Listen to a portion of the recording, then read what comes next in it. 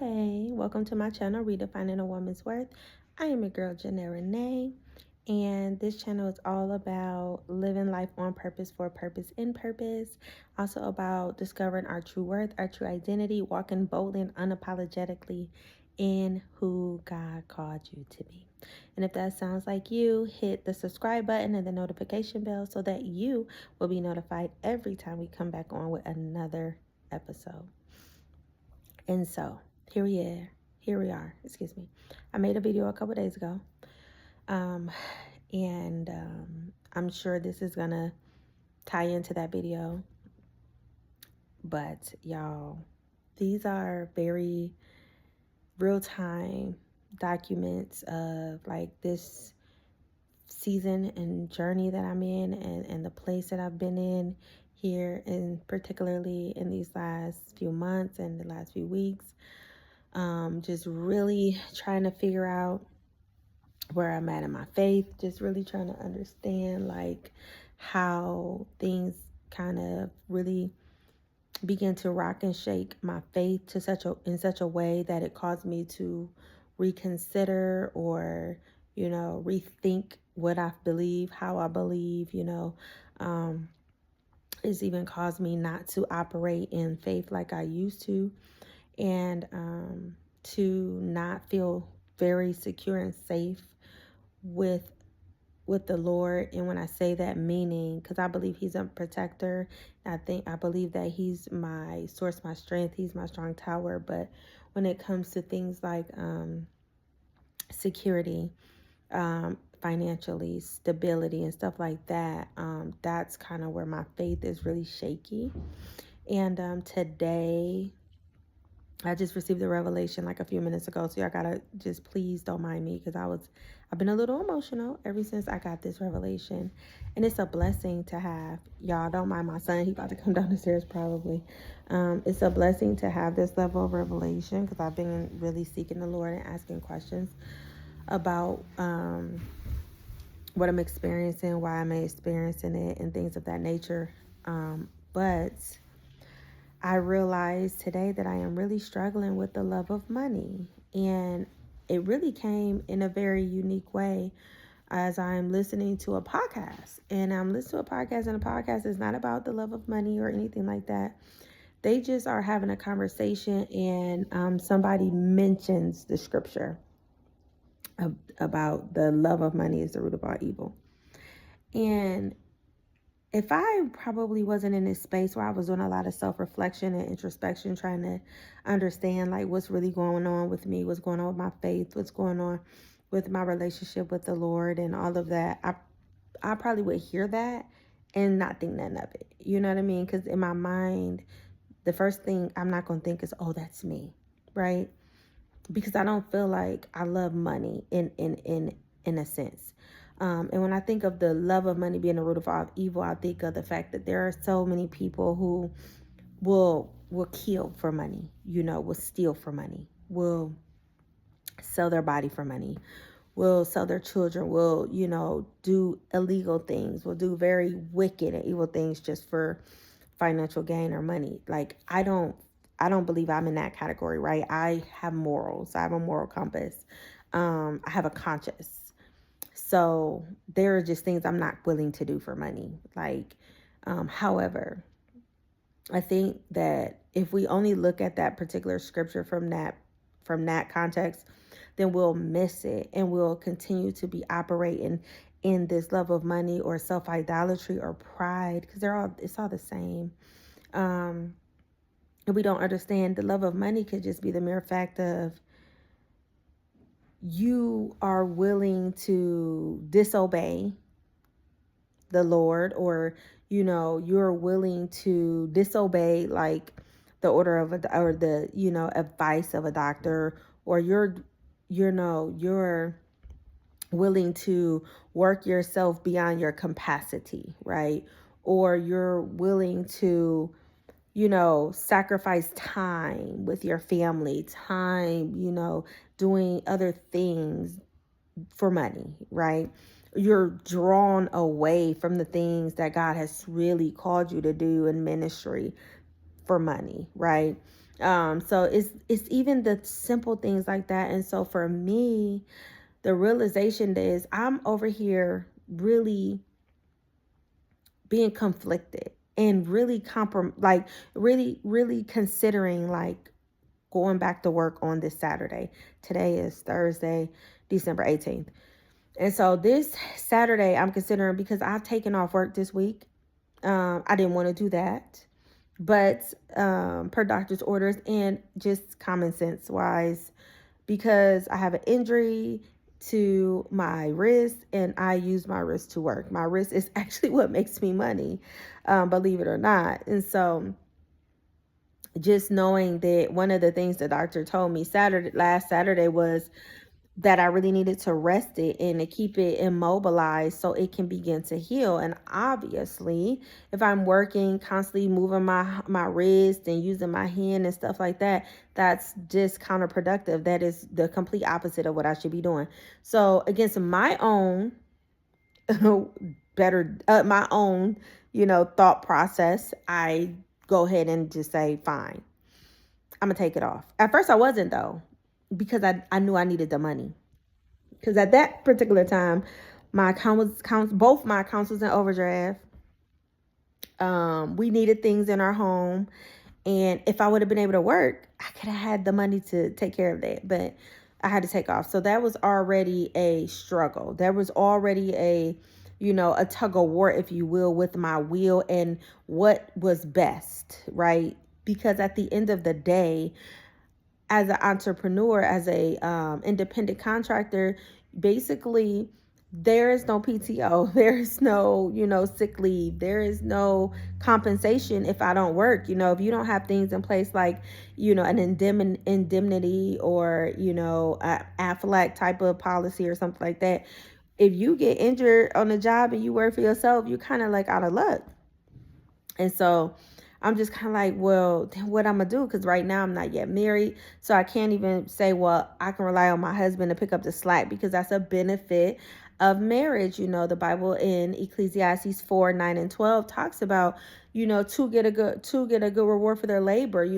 If one fall down, the other can, lie down and cover them. They can fight the enemy off together, and the three-strand cord is not easily broken. So a benefit of having a spouse is that, they could potentially be able to pick up the slack while you rest. Also, even just having community and support. When you have the right support and community, you still can do that. Maybe somebody could, help you out financially or something, whatever the case may be, or someone may be able to give, to your need or whatever. But when you kind of don't have that, it puts you in a very peculiar place. And that's where I found myself in. And so it really took me a while to really decide, like, I am going to take the time off.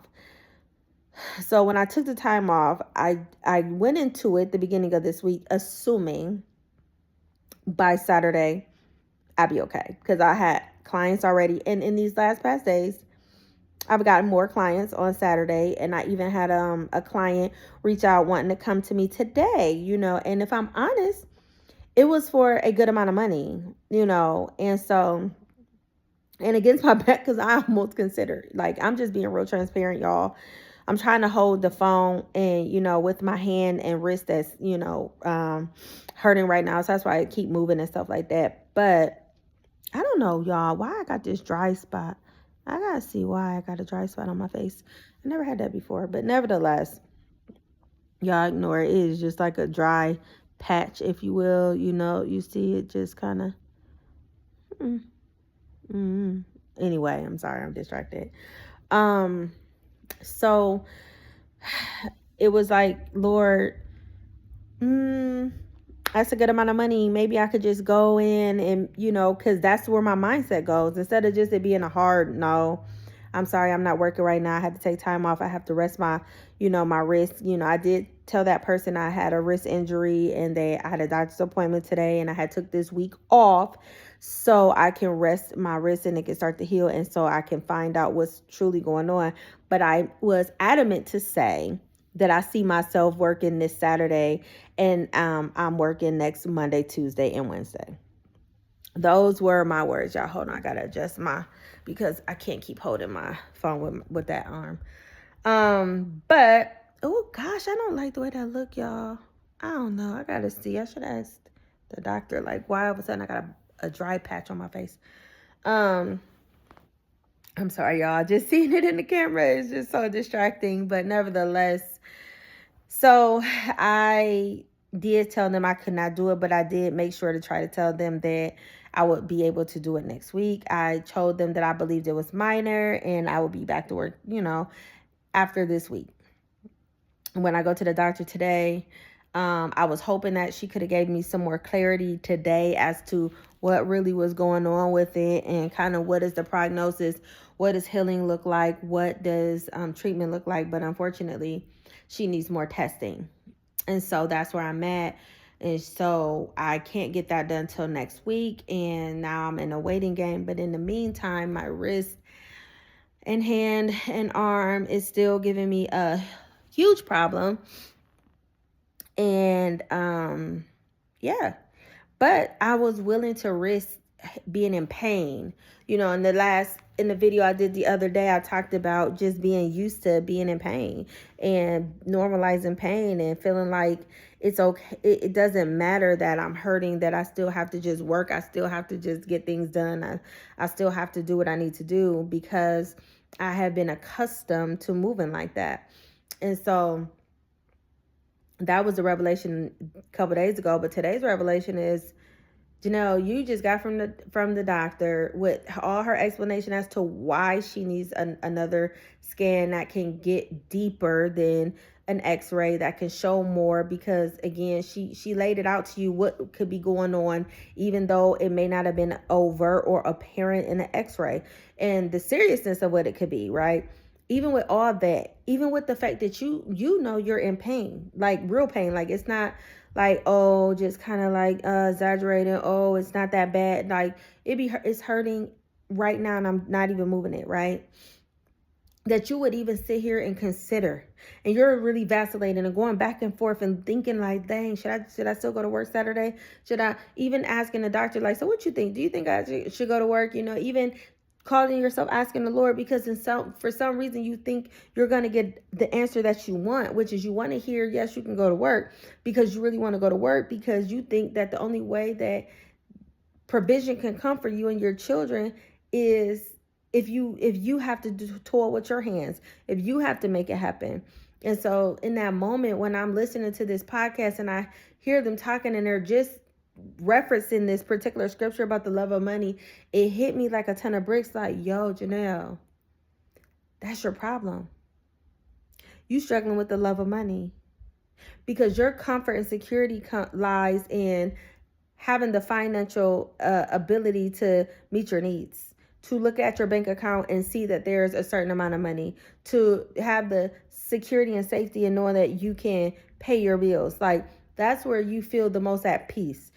When you don't have that, trusting in God alone doesn't bring me the peace like it should. Trusting in God alone to provide, trusting in the Lord to have plans for me that's for hope in the future, trusting for the Lord that he won't bring me this far to fail me, like trusting that the Lord is going to supply all my needs has not been what's brought me comfort and peace and assurance and security. It has been the fact that I can look at my bank account and I can see money in there that I can cover the bills, that every week the bills are paid, that I have the money to do the things that I need to do and that I want to do. That's where my security lies. And because that is not the case right now, I am so anxious and at an unrest that I'm still sitting here contemplating going to work on Saturday, knowing I don't need a doctor or the Lord to tell me that I don't need to go to work. My body, my wrist, my hand, my arm is telling me I don't need to go to work. But instead of me listening to my body and really honoring myself and loving myself enough to trust, like, Lord, you're gonna have to make it happen. You're gonna have to take care of us. You're gonna have to make it work. You're gonna have to make a way out of no way. You're gonna have to command the ravens to feed us. You're gonna have to lead us to the brook. You're gonna have to give us favor with God and man. You're gonna have to, instead of me just dependent on God and finding peace and rest and security in that alone, I'm over here almost really ready to break down because I know that I need to send another group of messages to clients to cancel appointments because I know I don't need to go to work. And the thing that has been stopping me is the fact that I'm thinking about how much money that's going to be.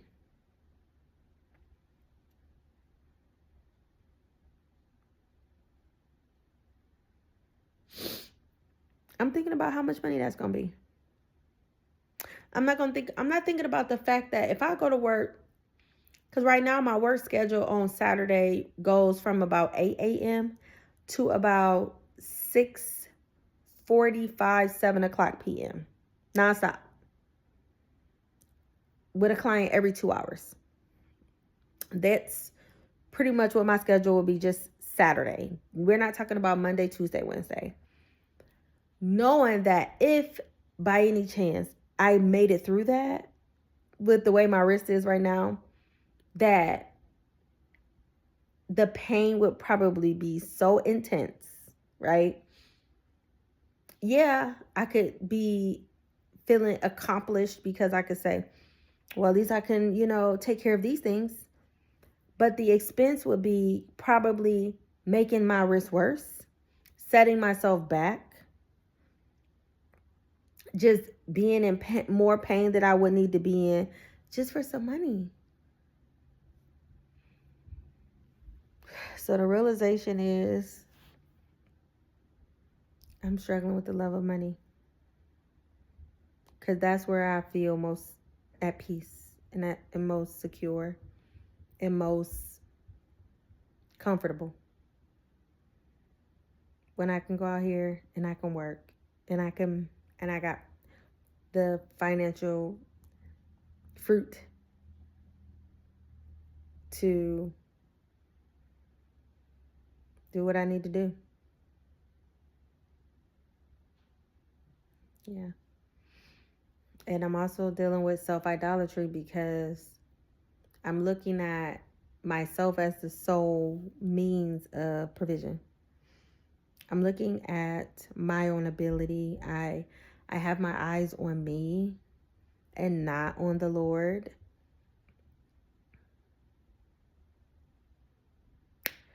Yeah. And so I feel convicted now with the reality. When you hear like the love of money, like that's not good. That's not good.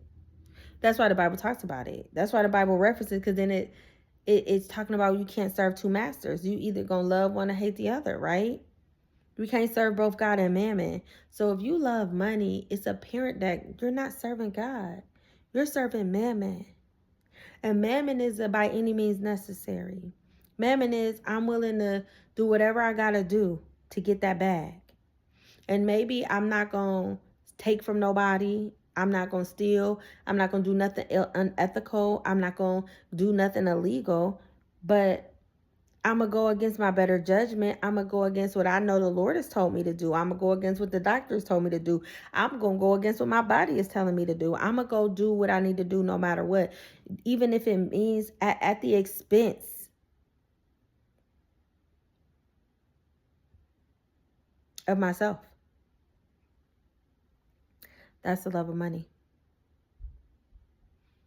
So this is my journey. This is my second video because the day I made the first video the other day, I really just made that video because I was going to post it on YouTube that day. Haven't quite felt led to do that just yet, but that person did send me something that same day and said that I need to document my journey, that I need to document, this process, because what God is going to do, like I'm going to need to have documentation of this, So this is me trying to be obedient, but also being just totally honest. Like I'm over here and I am totally feeling anxious uneasy. And I'm trying to figure out in my mind, how can I still go to work, but almost feel like go to work but not work too much, or it's like trying to figure out a way around what the obvious is. And obvious is, sis, you need to just sit down. Stop it. You need to sit down. But that fear, that flesh is like, you can't afford to sit down. Who gonna help you? What's gonna happen? How is this gonna get done? How is that gonna get done? And it's so loud, right? The ideas and the thoughts of what's gonna happen with this, what's gonna happen with that, how is that gonna get done, how is that gonna get paid, just think. It's so resounding that it's like I don't hear nothing else. It's like I don't hear nothing else.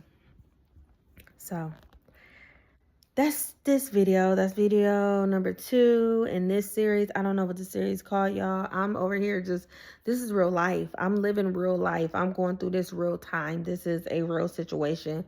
I don't know what to call this, but what I can say is this is the reality of where I am. I can't get on here and fake like I'm just over here just so trusting in the Lord with all my heart and leaning out to my own understanding, because that would be a lie. I'm leaning toward my own understanding. I'm trying to understand how things gonna get done. I'm trying to understand what I can do to assist in things getting done. I'm trying to understand where is the provision gonna come from. I'm trying to understand how and when is God going to move. Like I would feel more comfortable if I had an idea of what God was going to do. Like if I knew for sure that God was going to come through and I was just going to get some kind of financial blessing, that I was going to get a check in the mail, that somebody was just going to come and pour into my bosom, that I was going to just check my bank account, there was going to be some money in there. Like if I just knew how things was going to work out, I would have more peace. But this is where your faith, where rubber meets the road and your faith is put to the test, and you have to look in the mirror and you have to determine, who do you say you believe? Do you believe you and your abilities, or do you believe the Lord? And this is where you have to really be honest with yourself. So this is where I'm at, y'all. Trying to process, this new revelation of the love of money, and trying to, I guess, deal with it and to bring it back to the Lord. Like, thank you that you give me this revelation. Thank you that you have answered my prayer, because I've been, asking many questions over these last weeks, as I have understood that I wasn't operating in faith. Like I knew that I wasn't operating in faith, at least to the degree that I used to. I knew that I was struggling, but what I didn't know is that the love of money has taken a hold of me. And so, yeah.